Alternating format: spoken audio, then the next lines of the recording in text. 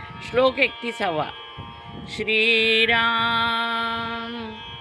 महासंकटी सोडिले देव जेणे, प्रतापे बळे आगळा सर्व गुणे. जया ते स्मरे शैलजा शूलपाणी, नुपेक्षी कदा रामदासाभिमानी. रावण हा दशग्रंथी ब्राह्मण होता. त्यानं खूप मोठी तपस्या करून शंकराला ब्रह्मदेवाला प्रसन्न करून घेतलं होतं. त्याच्या पराक्रमाची बरीच वर्णनं वेगवेगळ्या पुराणांमध्ये आलेली आहेत. पण तो जितका ज्ञानी किंवा पराक्रमी होता, कदाचित त्यापेक्षा जास्त तो गर्विष्ठ आणि महत्त्वाकांक्षी होता. त्यामुळं देवांकडून त्यानं जे वर प्राप्त करून घेतले होते त्या जोरावर त्यानं पृथ्वीवर तर अत्याचार केलेच, पण स्वर्गात सुद्धा विजय मिळवून देवांना बंदिवान करून सोडलं. देवांना रावणानं जो त्रास दिला आहे त्याचं वर्णन एकनाथ महाराजांनी भावार्थ रामायणामध्ये केलेलं आहे. शनिदेवांना रावणानं सिंहासनाच्या खाली पालथं घातलं होतं, तर अग्नीला कपडे धुवायला लावले होते. महाप्रतापी हनुमंताचे वडील स्वच्छतेचं काम करत असत. अशा तऱ्हेनं रावणानं सगळ्या देवांना त्राही त्राही करून सोडलं होतं. पण प्रभू रामचंद्रांनी स्वतःच्या बळावर स्वपराक्रमानं वानरांच्या मदतीनं लंका जिंकली. उन्मत्त झालेल्या रावणाचा त्याच्या शूर पराक्रमी सेनेसह पराभव केला आणि सर्व देवांची रावणाच्या बंदिवासातून सुटका केली. याचं यथार्थ वर्णन ग दि माडगुळकरांनी रावणवध झाला या गाण्यात केलेलं आहे. असे हे प्रभू रामचंद्र पराक्रमी, प्रतापी, शौर्यशाली होते. एवढंच नव्हे तर ज्या गुणांमुळं थोरपणा येतो, श्रेष्ठत्व प्राप्त होतं, ते सगळे सद्गुण रामचंद्रांच्या ठिकाणी एकवटलेले होते.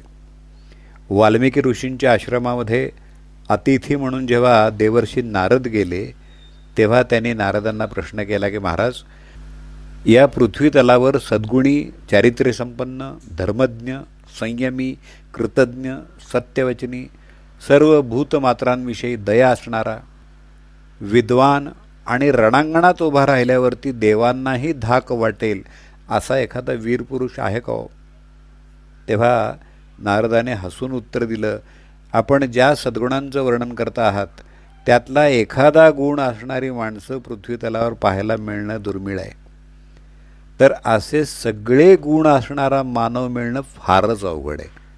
पण हेच काय, याच्याहून कित्येक पटींनी जास्त गुण असणारा एक असामान्य पुरुष या पृथ्वी तलावर आहे. या प्रभू रामचंद्रांचं नारदांनी केलेलं वर्णन असं आहे. हा इक्ष्वाकू कुळातला दशरथ राजा आणि कौसल्या माता यांच्या पोटी जन्मलेला आहे. त्याचं शरीर मदनालाही लाजवेल अशा शुभलक्षणांनी युक्त, रेखीव आणि सुडौल आहे. खांदे भरलेले आहेत, बाहू दीर्घ आणि बलिष्ठ आहेत, छाती रुंद, कपाळ भव्य आहे. तो बुद्धिमान, नीतिमान, असामान्य वक्ता आहे. चतुर असून सर्व शास्त्रांचं मर्म जाणणारा आहे. समुद्रासारखा गंभीर आहे. साधू सज्जनांना हेवा वाटावा असा लोकप्रिय आहे. त्याचं धैर्य हिमालयासारखं उत्तुंग आहे. तो चंद्राप्रमाणे शीतल आहे. पृथ्वीसारखा क्षमाशील आहे. कुबेरासारखा वैभवशाली आहे. महाविष्णूसारखा पराक्रमी आहे. आणि एवढं असूनही तो प्रजावत्सल आणि आचरणानं पवित्र आहे. अशा तऱ्हेनं प्रभू रामचंद्र हे सर्व सद्गुणांचा मूर्तिमंत पुतळा आहेत. ज्या गुणांची वाल्मिकी ऋषींनी अपेक्षा केली होती त्यापेक्षा अलौकिक गुणांचं वर्णन त्यांनी नारदांकडून ऐकलं आणि म्हणून समर्थ इथं वर्णन करतात की माझा रामचंद्र प्रतापे बळे आगळा सर्व गुणे. प्रतापे म्हणजे शूर, बळे म्हणजे ताकदवान, आगळा म्हणजे सर्वाहून वेगळा आणि सर्व गुणे म्हणजे सर्व गुणांनी युक्त. अशा या रामचंद्रांचं स्मरण शंकर आणि पार्वती देखील करतात. यामागं असणारी पुराणातली एक कथा अशी आहे की शैलजा म्हणजे पार्वती ही आधीच्या जन्मी दाक्षायणी होती. जेव्हा रावणानं सीता पळवली तेव्हा रामचंद्रांची परीक्षा घेण्यासाठी ती सीता बनून अरण्यात आली. तिला पाहताच क्षणभर लक्ष्मण थोडासा फसला आणि त्याला वाटलं आपली वहिनी परत आली. पण प्रभू रामचंद्रांनी मात्र दाक्षायणीला ताबडतोब ओळखलं आणि तिला विचारलं, माते, आपण एकटेच का आलात? देवादिदेव शंकर कुठे आहेत? तेव्हा दाक्षायणी खजील झाली, कारण शंकराने तिला अशी परीक्षा न घेण्याचा सल्ला आधीच दिला होता, पण तो न ऐकता ती आली होती. तर असे शंकर पार्वतीसुद्धा रामाचं नित्यस्मरण करतात. या बाबतीत त्यांचं एकमत आहे. असं म्हणतात, शंकरानं जेव्हा विष प्यायलं तेव्हा रामनामाचा जप करताच त्यांचा दाह शांत झाला होता.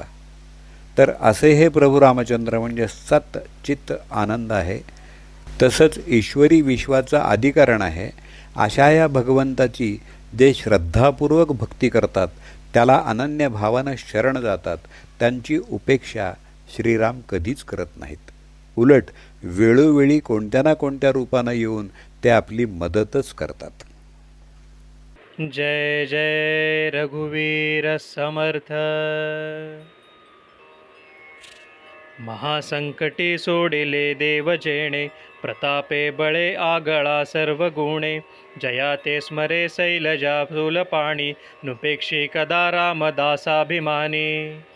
श्रीराम.